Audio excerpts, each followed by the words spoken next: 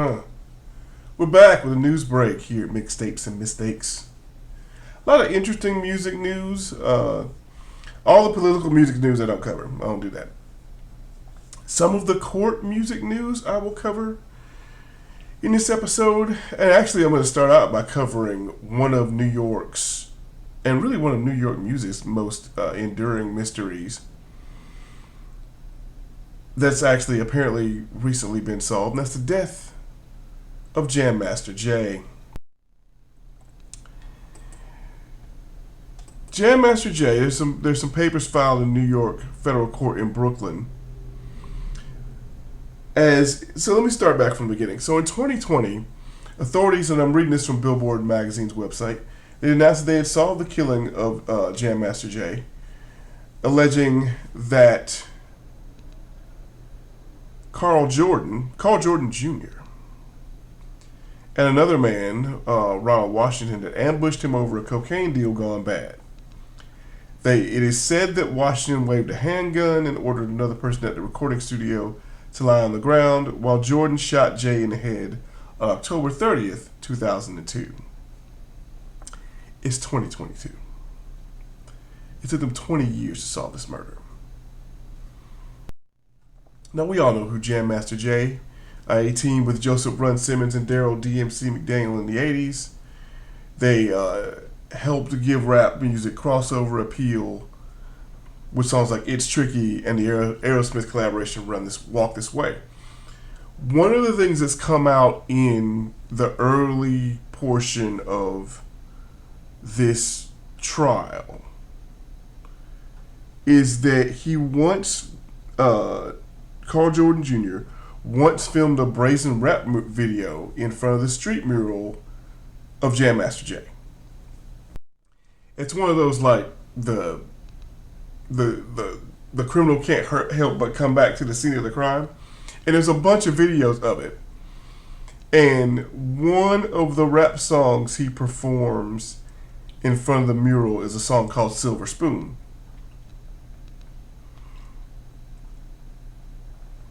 Where he talks. It's general late '90s, turn of the century, new millennia rapping, which about working, grinding on the block and killing people, and that's pretty much, yeah. The interesting part about it is his defense lawyers want him released on $1 million bond, saying they have some witnesses and they're worried about the coup. If he's convicted, he faces a minimum of 25 years in jail. The funny thing about it is that they'd actually... I've often wondered about this case because I kept thinking there might have been cameras in the studio or, something that would have identified them. But they say they started filing for this case on February 4th. Looks like it's going to be September 22nd. It's going to be the trial date. The trial looks like it's going to run for 2 weeks.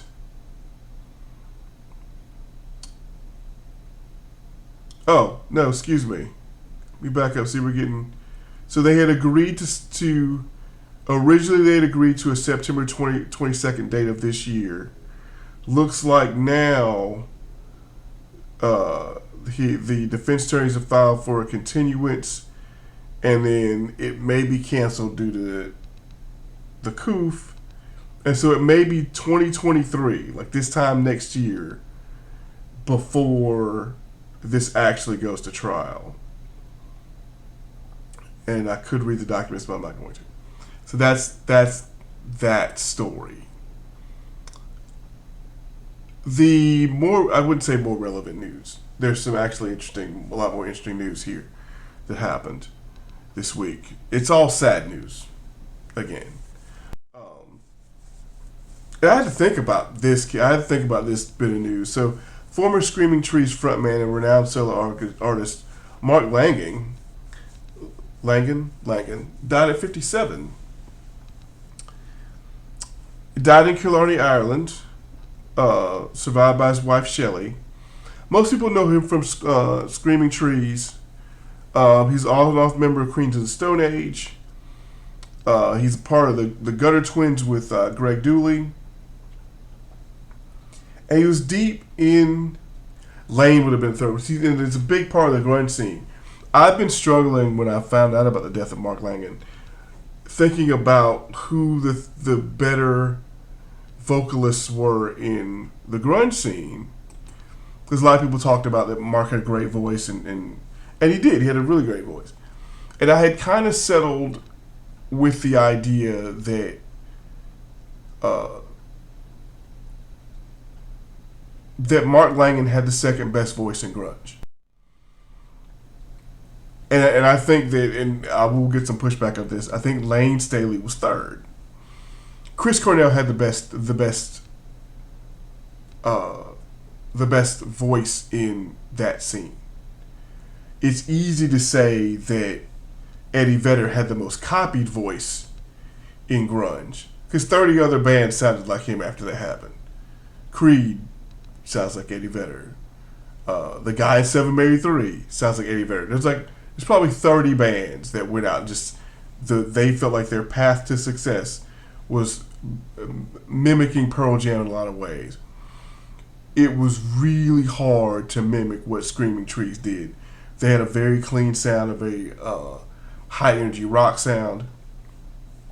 They didn't necessarily sound like every other grunge band sounded, with high distortion and low production value. They were a really good band, and a lot of the people he worked with over time had a similar aesthetic for vocal clarity and complex imagery in music. It's one of the things I love about Greg Dooley and the Afghan Wigs.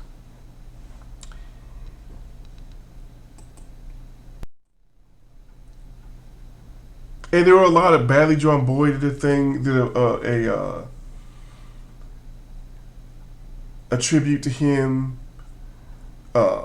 Nick Cave, if you go over to Nick Cave's website, I think it's Red Right Hand, he has a tribute up.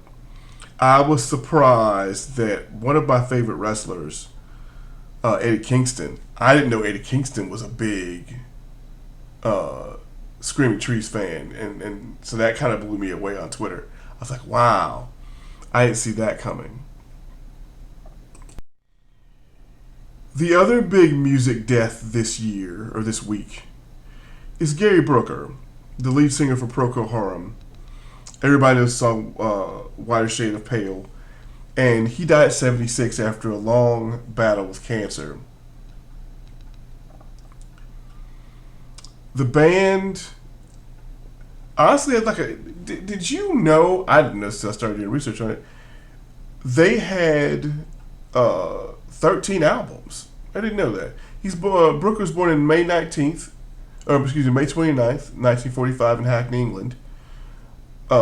Best known for leading Procol Harum, and they toured with Clapton and Paul McCartney when he was with Wings. He was recognized for his later humanitarian efforts with an MBE, which is Most Excellent Order of the British Empire, from the Queen of England.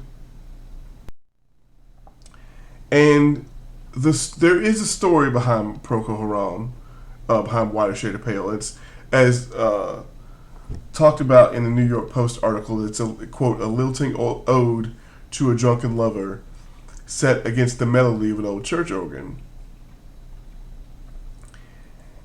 And to their credit, they never tried to recreate the magic in that song. They just, as a progressive rock band, they always kind of move forward and like, oh, we caught lightning in a bottle, but that's not what we're all about. And the records kind of show that. Gary Brooker survived by his wife, Francoise Rideau. It's one of those weird things. We're losing legends because all the legends are getting old, and they're passing away kind of an enormous clip. But it is what it is. In that way, we're going to see, like, we just lost Meatloaf. You know, it's been a thing. It's been an early rough year. 2022. So that's this news break. Feel free to stop by. We're gonna do a personal music mixtape here in the next 20 minutes. Probably next move. So So we'll catch you later. Thanks.